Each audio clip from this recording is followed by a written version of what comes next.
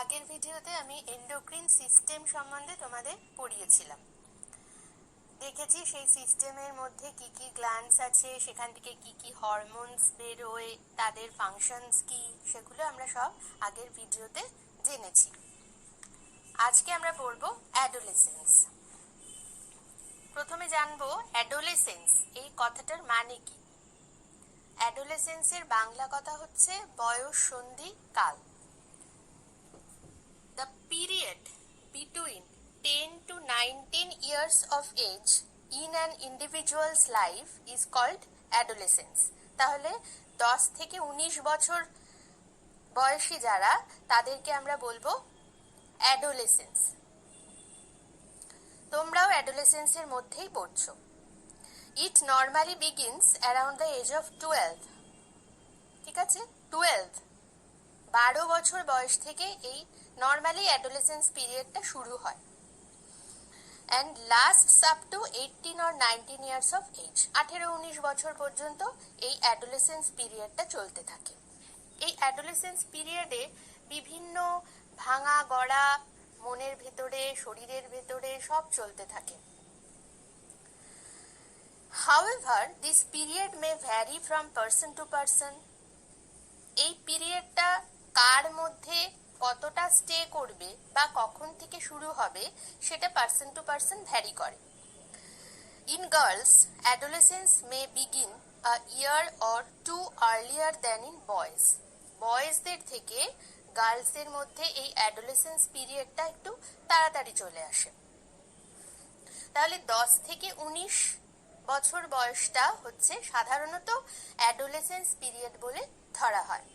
মানে ধরো ক্লাস 6 এর শেষ থেকে এই অ্যাডোলেসেন্স পিরিয়ডটা শুরু হয়ে যাচ্ছে, ঠিক আছে, এবং সেটা 18-19 বছর বয়স পর্যন্ত চলতে থাকে। এবার এই যে পিরিয়ডটাকে কেন আলাদা করে বলা হয়, কি কি চেঞ্জেস হয় এই পিরিয়ডস এর মধ্যে, সেটা আমরা একটু দেখি। Growth begins from the day an individual is born. একটা মানুষ যখন জন্মালো তখন থেকেই সে আস্তে আস্তে বড় হতে শুরু করে। ছোট্ট একটা বাচ্চাকে যদি ভালোভাবে তোমরা অবজার্ভ করো, দেখবে কিভাবে সে আস্তে আস্তে প্রথমে একদম শুয়ে থাকে, তারপর আস্তে আস্তে তার ঘাড় শক্ত হয়, সে বসতে পারে, তারপরে সে টলমলো পায়ে হাঁটতে পারে, তারপরে ভালোভাবে হাঁটতে পারে, তার দাঁত বেরোয়, সে কথা বলতে পারে। এই যে ডেভেলপমেন্ট গুলো পরপর চলতেই থাকে। A newborn baby has a complete set of sex organs. Newborn baby আমাদের সেক্স অর্গানস যেগুলো, সেগুলো নিউবর্ন বেবির মধ্যে থাকে, কিন্তু তখন সেখানে সেক্স অর্গানস গুলোর যে ফাংশন সেটা কিন্তু ওইভাবে তৈরি হয় না। এবার এই যে বেড়ে ওঠা অর্থাৎ গ্রোয়িং আপ, এটা একটা ন্যাচারাল প্রসেস এবং নির্দিষ্ট বয়সের পর এটা থেমেও যায়। আচ্ছা, তাহলে the period of life when the body undergoes development leading to reproductive maturity is called adolescence. তাহলে সেই পিরিয়ডটাকেই অ্যাডোলেসেন্স বলা হচ্ছে যখন রিপ্রোডাক্টিভ অর্গানগুলো, মানে ধরো একটা জন্ম দেওয়ার যে ক্ষমতা, একটা ছেলে আর একটা মেয়ের মধ্যে একটা বাচ্চার জন্ম দেওয়ার যে ক্ষমতা, তার জন্য যে সেক্স অর্গানস গুলো দরকার, সেগুলোর ফাংশনস যখন ঠিকঠাক ভাবে শুরু হয়, সেই যে সময়টা, সেই যে ওই অর্গানস গুলোর ম্যাচিউরিটি হওয়ার যে সময়টা, সেটাকে বলা হচ্ছে অ্যাডোলেসেন্স পিরিয়ড। এই কারণে অ্যাডোলেসেন্সকে আলাদাভাবে নাম দেওয়া হয়, এটা নিয়ে আলাদাভাবে পড়ার দরকার আছে, ঠিক আছে।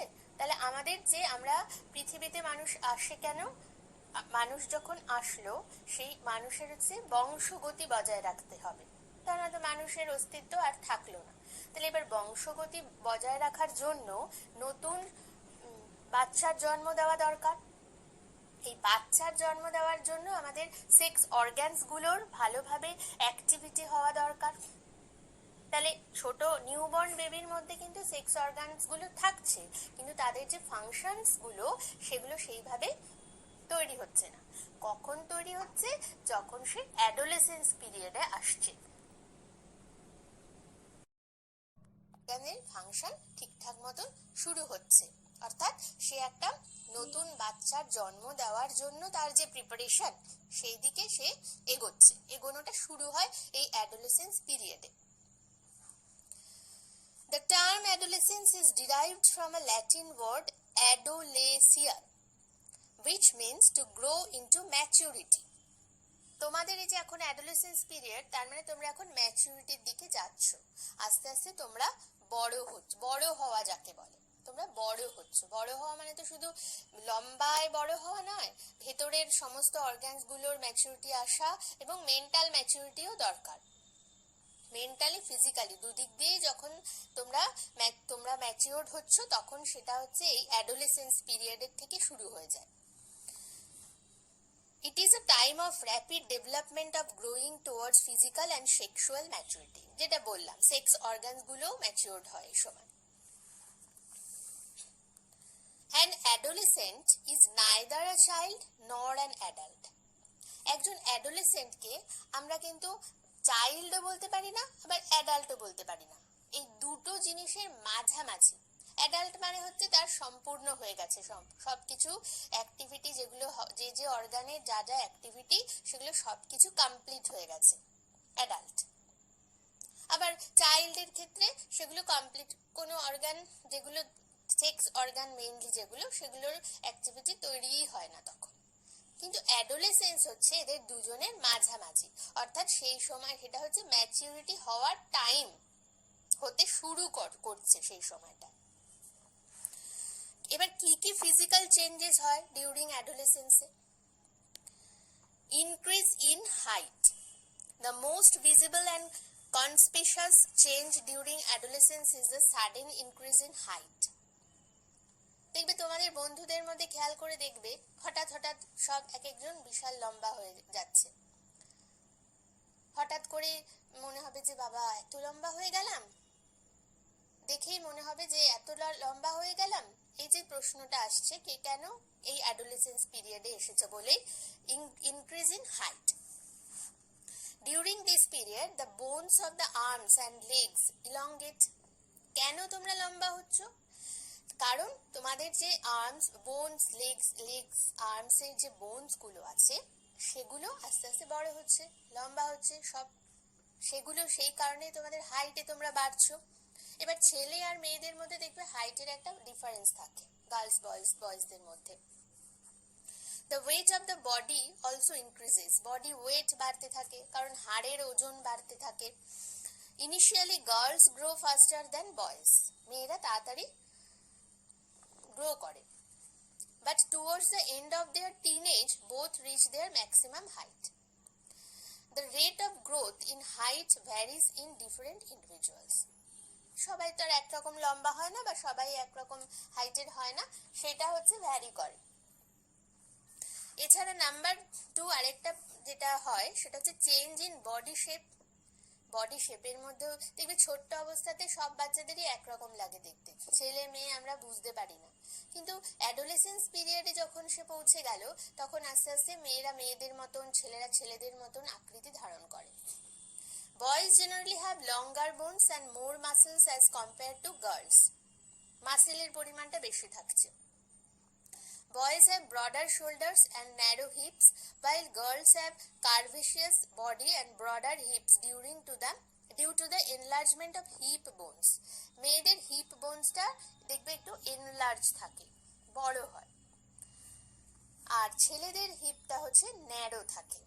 এই ধরনের বডি শেপে অনেক রকম চেঞ্জ আসে। তোমরা একটা মেয়েকে একটা ছেলেকে দেখলেই সেটা বুঝতে পারবে যে মেয়েদের মধ্যে কি কি দেখা যায় বডিতে, আর ছেলেদের মধ্যে কি কি দেখা যায় বডিতে। Change in voice during adolescence, the larynx or the voice box begins to grow. Voice বক্সের তোমরা নিজেদের দিয়েই এটা দেখেছো যে গলার স্বরে হঠাৎ করে পরিবর্তন এসে গেছে। Larynx or the voice box begins to grow, ওটাও বাড়তে থাকে ভয়েস বক্সটা। Boys develop larger voice boxes. This can be seen in boys as a protruding part of the throat, which has been called Adam's apple. In girls, the voice box is smaller in size. Generally, girls have a high-pitched voice, whereas boys have a deep, hoarse voice. ছেলে আর মেয়েদের গলার পার্থক্য সে তোমরা শুনেই থাকো।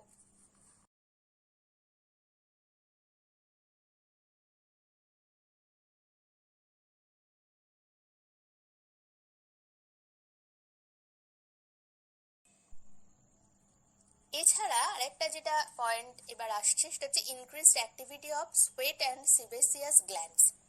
During adolescence, the secretion of sweat glands and sebaceous glands, oil glands, increases.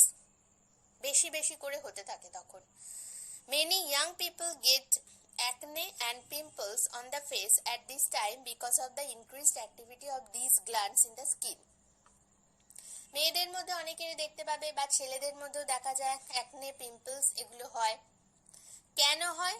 ওই যে secretion of sweat gland আর সেবাসিয়াস গ্ল্যান্ডসের যে সিক্রেশন সেটা বেড়ে যায়। বেড়ে যাওয়ার ফলে হচ্ছে ওই ধরনের অ্যাকনে স্কিনের মধ্যে দেখা যায়। এই যে গ্ল্যান্ডগুলো, এই যে সিবেসিয়াস গ্ল্যান্ড, তারপরে সোয়েট গ্ল্যান্ড, এদের যে অ্যাক্টিভিটি এগুলো হচ্ছে বেড়ে যায় বলেই তখন ওই স্কিনের মধ্যে ওই ধরনের পিম্পল, অ্যাকনে এগুলো দেখা যায়। নেক্সট ভিডিওতে অ্যাডোলেসেন্স পিরিয়ডের সবচেয়ে ইম্পর্টেন্ট যে ডেভেলপমেন্টটা অর্থাৎ সেক্সুয়াল ডেভেলপমেন্ট নিয়ে আলোচনা করব।